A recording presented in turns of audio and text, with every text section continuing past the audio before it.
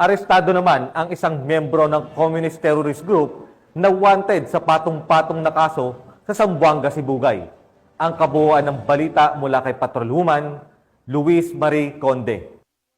Ang CTG member at most wanted person regional level sa kasong multiple attempted murder at direct assault with frustrated homicide sa ikinasang law enforcement operation ng CIDG Regional Special Operation Team 9. Katuwang ang intelligence operative ng 904th Maneuver Company, Regional Mobile Force Battalion 9, Regional Intelligence Unit 9, PNP Intelligence Group, 55th Special Action Company, 5th Special Action Battalion, 12th MICO, 1st MIB, 1st Infantry Division, Philippine Army, Provincial Intelligence Unit Zamboanga Sibugay Police Provincial Office at 2nd Zamboanga Sibugay Provincial Mobile Force Company sa Barangay Sanito Ipil, Zamboanga Sibugay noong ika-4 ng Nobyembre taong kasalukuyan. Kinilala ng mga otoridad ang suspect na si alias Gar, 36 anyos, walang asawa at residente ng Barangay Tinuyup, Leon B. Postigo, Zamboanga del Norte. Ayon sa ulat, naging matagumpay ang pagkakaaresto sa suspect ng CIDG Regional Special Operation Team 9. Maharap ang suspect sa kasong multiple attempted murder sa ilalim ng criminal case number 2021-04-162168 na inihain ni Honorable Anthony D.T. Isaw, Presiding Judge Branch 27, Siocon, Zamboanga del Norte, na may piansang 120,000 pesos at direct assault with frustrated homicide sa ilalim ng criminal case number na I-8140 na inihain naman ni Honorable Joel G. Berside, Presiding Judge 9 Judicial Region, Regional Trial Court Branch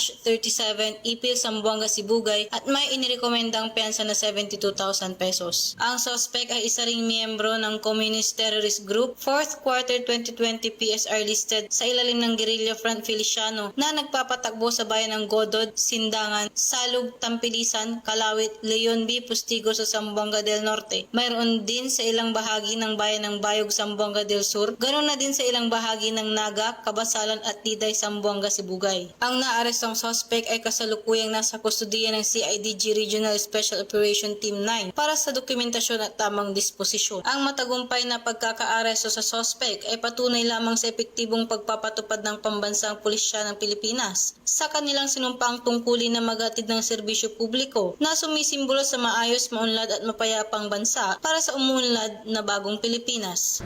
Mula dito sa Zamboanga, Sibugay, ako ang inyong PNN correspondent, Patrolwoman Luis Marie Conde, alagad ng batas, tagataguyod ng Balitang Pulis.